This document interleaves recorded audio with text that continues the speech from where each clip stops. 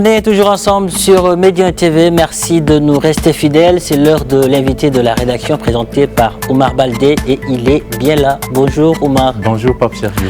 Alors le coronavirus continue de gagner du terrain avec lui ces nouveaux variants. Nous avons entendu parler du variant britannique, sud-africain et les États rivalisent de stratégies pour barrer la route à ces nouvelles souches dont vous allez nous parler aujourd'hui avec votre invité. Effectivement, on va en parler et voir surtout quelle stratégie développer pour barrer la route, comme vous le dites, à ces nouvelles souches. On en parle tout de suite et c'est dans l'invité de la rédaction.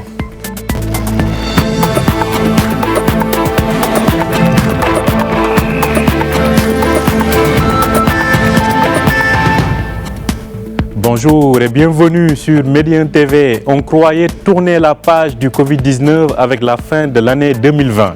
Mais voilà que le virus prend un nouveau souffle en ces débuts de l'année 2021. Les nouveaux variants se multiplient et se propagent à travers le monde. Alors, dans ce sens, quelle stratégie mettre en branle face à cette nouvelle donne? Nous posons la question au docteur Taïb Hamdi. Il est médecin et chercheur en politique et système de santé. Bonjour docteur. Oui, bonjour. Alors, merci d'être avec nous en direct depuis l'Arrache. Tout d'abord, on croyait que l'année 2020 allait s'en aller avec le virus, mais on sent que le Covid-19 joue les prolongations à cette année 2021. C'est très normal. Le monde n'a pas fêté 2020 à cause des mesures barrières, à cause de la pandémie. Donc, on n'a pas encore fêté la fin de l'année 2020. Ce qui fait que nous sommes toujours, cette année n'a pas encore pris fin et se prolonge, comme vous le dites. Il n'a pas été prévu d'ailleurs que la pandémie prenne fin en 2020, ni en 2021 non plus, pour être clair. Peut-être que sur l'échelon national, les quelques pays auront la possibilité d'instaurer une immunité collective intra-pays, dans leur pays, mais dans le monde, on a le cinquième de la population qui restera non vaccinée en 2021. Et tant que la pandémie existe, on ne peut pas retourner à une vie normale. Et tant que la pandémie existe, le virus circule, on ne peut pas non plus être à l'abri de nouvelles souches. Donc, un départ à zéro de la pandémie. C'est pourquoi l'OMS d'ailleurs a dit que l'immunité collective c'est en 2022, pas en 2021. Et il faut tout faire pour que cette immunité collective à l'échelle mondiale soit faite en 2022 et malheureusement qu'il n'y ait pas encore d'apparition d'autres souches plus graves qui peuvent remettre tout en question. Voilà. Alors docteur, cela fait bientôt 1 an quand même que tout le monde est sensibilisé sur le respect des gestes barrières, sur le port du masque, sur le lavage des mains. Mais malgré tout, ces nouveaux variants se propagent rapidement. Aujourd'hui, plus d'une 60aine de pays sont concernés. Comment expliquez-vous en fait cette propagation ultra rapide du virus ? Justement, c'est cette propagation ultra rapide du virus qui fait la gravité de ces nouvelles souches. Il faut toujours rappeler que les virus, il est de la nature des virus de muter, de changer tous les jours. Des fois, ces changements n'ont aucun impact sur l'évolution de l'épidémiologie, de l'épidémie virale. Et dans ce cas, on ne se rend même pas compte que les virus ont muté. Des fois, ces mutations sont en faveur de l'être humain, c'est-à-dire que les virus mutent et ils deviennent moins contagieux, ils deviennent moins virulents, et c'est comme ça que des épidémies finissent par s'éteindre d'elles-mêmes. Mais des fois, c'est le cas d'ailleurs, un virus mute, il acquiert une capacité de se multiplier plus rapidement. Pourquoi ces variants maintenant ils sont plus fast, plus rapides?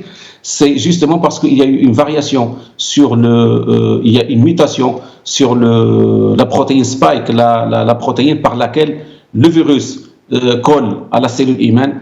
Et en partie de l'explication de cette rapidité, c'est que ces virus maintenant, ils ont beaucoup plus de capacité de coller à la cellule humaine, d'entrer à la cellule humaine et donc de se multiplier plus rapidement et de se propager plus rapidement.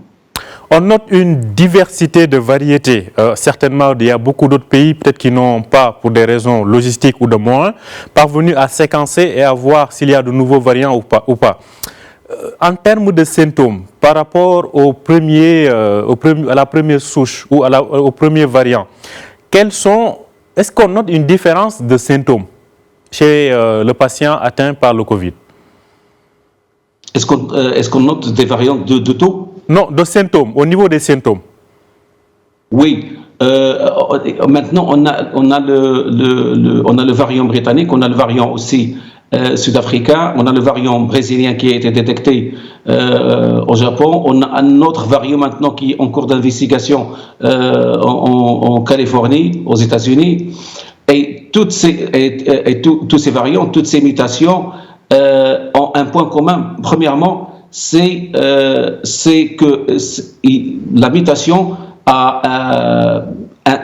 c'est surtout la protéine spike. Les mutations ont affecté la protéine spike.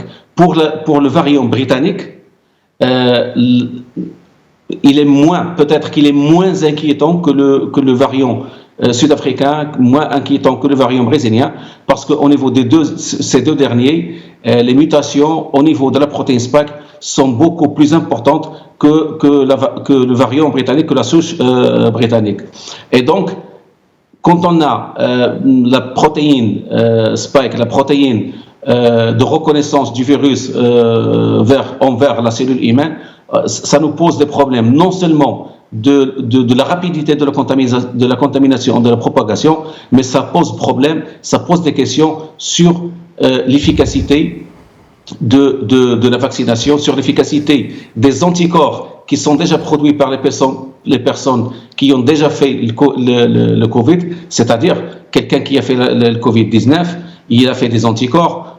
Malheureusement, s'il rencontre une souche qui est complètement différente de la souche passée, il va refaire la maladie facilement. On se pose des questions. Par exemple, en Brésil, dans la ville de Manaus, qui a été presque la moitié de la population a été infectée par le Covid il y a des mois. Normalement, on devait avoir moins de cas puisque les gens, ils ont une immunité. Malheureusement, on remarque maintenant, ces dernières semaines, qu'il y a une flambée de Covid-19 dans cette population. Et là, on se pose les questions sur est-ce qu'il n'y a pas un gros problème au niveau de ces variants, soit brésiliens, soit sud-africains, et c'est pourquoi la vigilance est de mise. Alors, avant de voir les stratégies de réponse, vous avez tout à l'heure parlé des vaccins. Jusque-là, quand même, il semble y avoir un consensus selon lequel les vaccins restent efficaces contre ces nouvelles variantes. Mais vu la multiplication, vu la complexité de ces nouveaux variants, alors pensez-vous qu'on continuera toujours à rassurer sur ces vaccins-là? Oui, on continuera de rassurer sur les vaccins pour deux raisons. Premièrement, jusqu'à présent, on a les variants qu'on a, ce sont des variants qui sont toujours sensibles à la vaccination. Peut-être le Sud-Africain, le Brésilien, sous investigation, ça nous pose des problèmes scientifiques théoriques. Ce n'est pas encore, ce n'est pas des choses qui sont prouvées dans les laboratoires. Et donc, les souches étudiées sont toujours sensibles aux vaccins qui sont développés jusqu'à présent. Parce qu'il faut rappeler, quand on développe des vaccins, premièrement, les laboratoires essayent de viser les parties du virus les moins susceptibles de faire d'imitation. Et deuxièmement, ils essayent les vaccins sur plusieurs souches. Ils modifient les souches des virus pour les tester avec leur vaccin avant les essais. Et troisièmement, les vaccins ne visent pas seulement une seule partie du virus, ils visent des parties du virus. Et l'immunité naturelle qui est créée chez l'homme ne vise pas seulement une partie du virus, mais une grosse partie du virus. Il faut rassurer parce que deuxièmement, même si on a un problème de mutation, d'une grosse mutation du virus, le vaccin reste efficace. Il n'est jamais totalement inefficace. Il perd de son efficacité, il passe de 90% à 60%, 50%, mais déjà ces 60%, 50%, ils ont leur importance. Troisièmement, parce que même si un vaccin perd son efficacité, on n'a pas besoin de faire une année et demie de recherche pour trouver une autre formule. Il suffit de 6 à 8 semaines maximum pour traiter et pour trouver le bon vaccin pour la nouvelle souche. Ceci dit, ce n'est pas un appel à la population de se rassurer totalement et de laisser se propager le virus. Il faut respecter les mesures barrières parce que tant que le virus circule rapidement, il va faire d'autres mutations. Notre seul espoir pour arrêter cette pandémie et arrêter ces mutations, c'est de cerner ce virus par les mesures barrières et par la vaccination. Mais justement, c'est cette stratégie aujourd'hui dont on a besoin, au niveau individuel, mais aussi au niveau collectif. Selon vous, quelle stratégie mettre en place pour faire face à ces vaccins? Parce qu'à ce rythme, quand même, on a l'impression que l'année 2021 risque d'être peut-être un peu plus compliquée que celle qui a précédé. On n'espère pas, mais effectivement, on devait terminer notre 2020 sur un espoir de vaccination et d'immunité collective. Maintenant, il y a les nouvelles souches qui viennent compliquer, et ces nouvelles souches, on s'y attendait. On ne savait pas quand, on ne savait pas quelle forme ça va prendre. On espérait avoir des mutations qui sont bénéfiques pour l'homme, c'est-à-dire des souches moins contagieuses, des souches moins virulentes. Malheureusement, ce n'est pas le cas. Maintenant, les choses sont là. Il nous faut deux choses. Premièrement, il faut, par exemple, si on part du Maroc, on a déjà détecté un cas. Ça ne veut pas dire qu'on a un seul cas de cette souche au Maroc. C'est le seul cas qui a été détecté, mais il faut qu'on fasse le maximum pour ne donner aucune chance à d'autres variants d'entrer au Maroc, ce qui est impossible. Donc, retarder le rentrée le maximum possible. Et deuxièmement, avec les souches, les cas qu'on a, d'essayer de cerner et de bloquer leur multiplication. Comment faire? Ça, c'est le premier but. Le deuxième but, c'est un but humanitaire à l'échelle planétaire. Il faut arrêter la multiplication de ce virus. Tant que ce virus se multiplie, tant que ce virus se propage, il va se multiplier dans le corps humain et il va faire d'autres mutations. C'est pourquoi aucun pays au monde qui vaccine sa population même à 100%, il ne sera jamais à l'abri de la pandémie de Covid tant qu'il y a une partie de la population dans le monde, même à des milliers de kilomètres, qui fait toujours la Covid et qui risque de créer une autre souche qui va recontaminer tout le monde. Donc, premièrement, il faut contrôler au niveau des frontières, faire beaucoup de contrôle de virus, de contrôle épidémiologique. Il faut faire beaucoup de contrôle de génome, non pas seulement de PCR et de tests, mais il faut faire des prélèvements. Et le Maroc l'a fait. Il a décidé de faire un séquençage génomique de 10% de tous les cas positifs. C'est une chose importante, ça fait partie du plan de veille génomique, de la surveillance génomique. Il faut que la population respecte les mesures barrières d'une façon stricte et drastique.